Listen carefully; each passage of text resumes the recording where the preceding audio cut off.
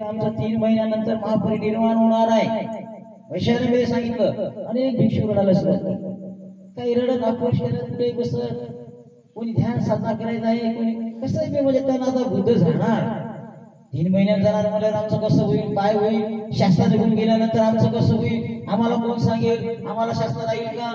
लोकांना हे होते ना, मेन माणूस गेल्यानंतर मग आपल्यावर संकट पडल्यासारखं होते की नाही, तसं त्यांना पण होतं भिक्षू.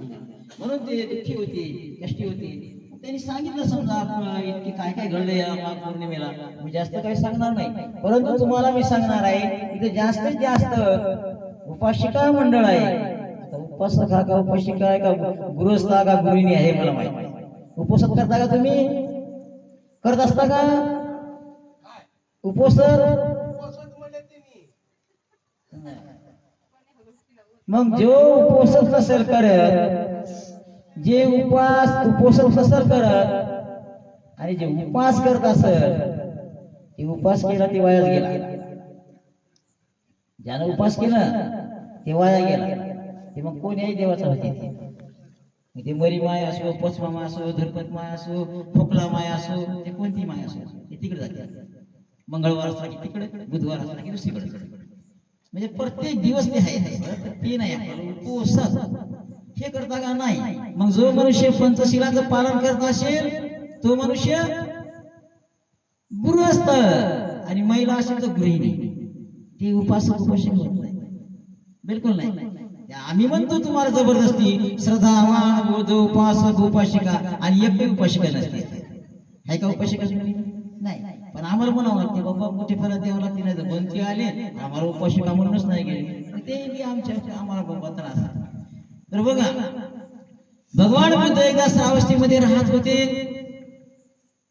आणि श्रावस्तीमध्ये राहत असताना सकाळी सकाळी त्यांनी आपलं भिक्षा पात्र घेतलं आणि चिवर परिधान करून दुसरं चिवर खांद्यावर टाकलं आणि सरळ ते काही भिक्खू संघ ते अनाथ पिंडकाच्या घरी गेले. आता अनाथ पिंडकाच्या घरी गेल्यानंतर त्याने भगवंताला हातपाय धुया पाणी दिलं आणि माणसांना बसवलं, एक आसन टाकलं, बसले, भिक्खू संघही बसला. परंतु त्याच्या घरामध्ये सुजाता नावाची त्याची सून जोर जोरानं कलमा करायची. तुमच्यात असते बाबा तसं नाही, असं नाही. आता ती सुजाता आणि ही आहे सुजाता. आता या सुजाता त्यावेळच्या सुजाता एकच, काय फरक आहे का त्याच्यात? ती बाई होती तुम्ही पण तेच ना. तर मग आता जर समजा कोण्या महिलानं समजा एखादं नवीन कोणाचं लग्न झालं असेल, तर मग तिकून बाबा तिकून सासरवाडीकडून कपाट येते, फ्रीज येते, काय काय येते, आणि ते घरात आलं की सुनबाई 2 दिवस मुकी राहते, आणि तिसऱ्या बार मध्ये माझ्या बापाने दिलं त्या कपाटाला कोणी हात लावला. त्या आरशा जवळ गेलं, तिथं जाऊ नका फोड सरा भाईकडे, कपाटाजवळ कोणी जाऊ देत नाही. म्हणजे मायबापाचं ऐकून आणलं तर जर मोठेपणा करतात का नाही, आणि मग जर कोणी त्याच्या भानगडी होतात. तर तशी ती तिच्या मायबापाकडून धनद्रव्य आणल्यामुळं ती घरात कोणाचाच माणसं नाही, सासूचा नाही, सासऱ्याचा नाही, दिराचा म्हणजे कोणाचाच नाही, ते नवऱ्याचा पण नाही. मग ती जोर जोरानं भांडत होती त्या घरामध्ये, जोर जोरानं कलमा करत होती, भांडत होती. तर भगवान म्हणाले, अनाथ पिंडका, तुझ्या घरी काही ते मासे धरणारे असतात ना लोक, मासे धरतात का नाही लोक, त्याला कुठे जोर जोरात कलमा करतात काय, ही गुण आली मोठी, इतकी आल्या तितकी आल्या, जोर जोरात कलमा होते का नाही. तशा प्रकारचं मग तुझ्या घरात काय मासे धरायचं काही काम सुरू आहे काय? तेव्हा ते मग नाही भगवान, माझी सून आहे ना सुजाता, ही फार भांडते, तिच्या मायबापाच्या एकूण धनद्रव्य आणलं म्हणून ती जराशी भांडते आम्हाला. आता तसं पाहिलं तर पिंड काही खूप श्रीमंत होता, पण आता तिच्या मायबापाकडून काही धन आल्यामुळे ती जराशी गर्वानं बोलायची. मग तिला बोलवलं, भगवान मला बोलवलं. बोलवल्यानंतर तिला सांगितलं, हे बघ म्हणे सुजाता, 7 प्रकारच्या भार्या आहेत. भार्या म्हणजे पत्नी. 7 प्रकारच्या महिला आहेत. कशा आहेत सांगितलं. पहिली आई वधक जशी पत्नी, 7 प्रकारच्या पत्नी आहेत असं सांगितलं. पहिली आहे वधक जशी, दुसरी आहे चोरणी जशी, तिसरी आहे मालकीन जशी, चौथी आहे आई जशी, 5वी आहे बहीण जशी, 6वी आहे सखी जशी, 7वी आहे दासी जशी. मग या 7 पैकी तू कोणत्या प्रकारची हास? तेव्हा ती म्हणाली भगवान हे मला समजलं नाही. हे काय तुम्ही म्हणले हे मला समजलं नाही. ह्या 7 प्रकारच्या भार्या कशा आहेत हे मला समजलं नाही. तुम्ही जर हे मला समजावून सांगसाल तर मला कळेल. मला समजावून सांगा. तेव्हा भगवान म्हणाले ऐक, पहिली भार्या वधक. या ठिकाणी सर्व माझ्या माता भगिनी बसलेल्या आहेत.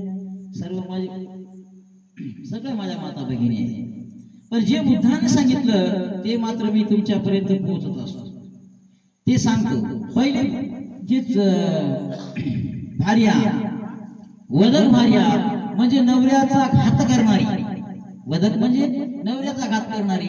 जर एखादी स्त्री आपला पती सोडून इतर लोकांशी इतराशी जर अनैतिक संबंध ठेवत असेल, दुराचरण करत असेल, तर अशी पत्नी त्या मित्राच्या साहाय्यानं स्वतःच्या नवऱ्याचा घात करू शकते. भगवान म्हणाले तिला वधक म्हणतात. स्वतःच्या नवऱ्याचा ती घात करते. असं बरेचसे आपण वर्तमानपत्रात सुद्धा ऐकतो. बरेचशे ठिकाणी अशा घडलेल्या गोष्टी आहेत की एका पत्नीनं पतीचा खून केला, दोघांच्या साह्याने अशा प्रकारे होते. मग तिला भगवान म्हणतात वधक जशी. तर त्या काळी तशा होत्या, आजच्या काळी तशाच आहे, उद्या पण ती तशी राहणार आहे. दुसऱ्या नंबरची आहे चोरणी. जसं म्हणजे नवऱ्याच्या खिशातले पैसे चोरून बाजूला ठेवले. आता कोणी करते का नाही हे मला माहित नाही. आता मी काय सांगू कोण करते का नाही ते. काय काय असतात तसे. आता नाही सांगता येत कोण आहे काय ते नवऱ्याच्या खिशातलेच पैसे काढून ठेवतात, बाजूला ठेवतात, जरा जरा जमा करून ठेवतात. घरात दुसरं काय अजून सापडलं की त्या जरा जमा करून ठेवतात. आणि मग ते हळूच मायबापाकडे तिकडे नेऊन देतात. आणि मग ते तिकडे नेऊन द्यायचं आणि मग म्हणायचं मी माहेरावून येते. मग जायचं तिकडं आणि मग काहीतरी करून आणायचं. मग गळ्यातलं मणी डोळच करून आणा, नाही तर मनीच करून आणा, नाही तर कानातल्या बाळ्यात फुलच आणा, असं करतात. आणि मग इकडे सांगतात बाई भावानं करून दिलं. आणि भाऊ इतकं चहालही विचारत माहेराला गेली ना फुकटही भाऊ तिला विचारत नाही. कुणी कोण आली केव्हा गेली त्यालाही माहित राहत नाही. आणि ते तिकडून करून आणते आणि इकडं भावाचा मोठा की भावानं दिलं आणि इकडे तिचा भाऊ तिला फुकटची हाती आई देते. ती भाऊ जाई तिला बोलतही नाही. आणि इकडेच मोठ्या सगळं चोरून देते. काय काय बाया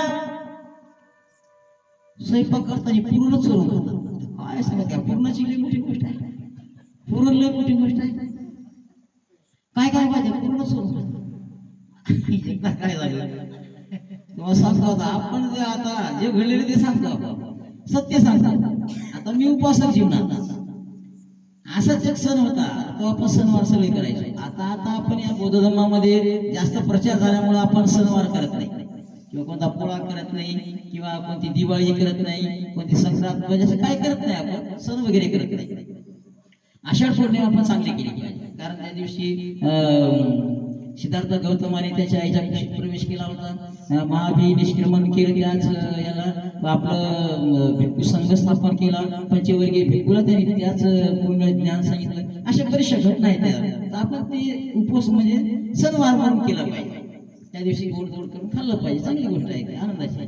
पण येरी काय नाही, पंचमी पण केली पाहिजे. ती आपल्या नाग लोकांचा सण आहे, तो पण आपल्या नाग लोकांचा सण आहे. यायला केलं ते सर पडणाऱ्या प्राण्याला, कोणी केलं ते सर पडणाऱ्या प्राण्याला ते नाही. आपले नाग लोक होते, 5 राजे होते. त्या राजे असे भिक्खू संघाला बोलवायचे, त्या दिवशी कार्यक्रम करायचे, वंदना घ्यायचे, धर्मप्रवचन चालायचे, असे कार्यक्रम होते. त्या लोकांनी ते सगळं आपलं नंतर यांनी सर पडणाऱ्या प्राण्याचे केले. असं ते विषय आता वेगळा आहे. तर आपण काय करायचं मग ती चोरली. मग ते सणावाराला आता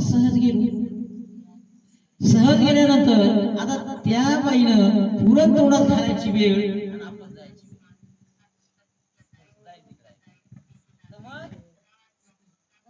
पुरण तोंडात घालायची वेळ आणि आपण जायची वेळ एकच झाली.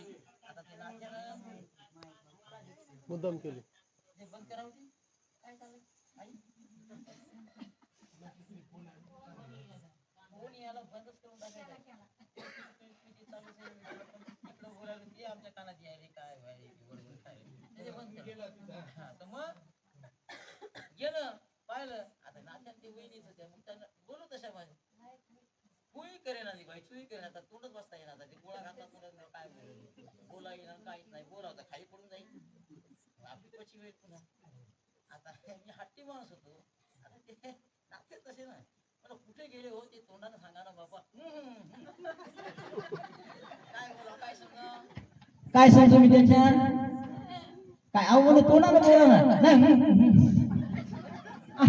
हो काय मग मला काय तुम्ही सोडून नाही खाल्लं काय करता करता खाणं तर नाही सुरू मला बोला बोला असं करून घेतोय गळून किळून आणि मग बोलायला अहो म्हणलं खाऊन राहायचे ही गोष्ट खाऊन चालतात दुसऱ्यांना हे तुम्ही रोज करता करता खाता आणि मग म्हणता की आम्ही गोड मला खाऊ वाटत नाही आता पहिलं गोड खाल्ल्यावर डबल खाईल काय ते मग त्या पोळ्या करायच्या आपल्या चपात्या त्या तेल लावायचं भरपूर आणि मग त्या ठेवायच्या आणि मग त्या खायच्या आणि इकडे लोकांना सांगायचं मग सासूबाई सांगते बाई आमच्या सुनेला गोड जर असेल जमत नाही आता तिलाही काय माहित विचारली काय कार्यक्रम होती ते माहित नाही तसं होते ना हळूहळू ते माहित होते म्हणा होत नाही असं नाही तर तसं पण माहित होते पण असं मग अशा चोरी असतात काही चोरून पण खाणारे असतात नवऱ्याच्या पेक्षा पैसे चोरणारे असतात आणि असं स्वतः करून आणतात मग ते आपलं भावाचं नाव करतात किंवा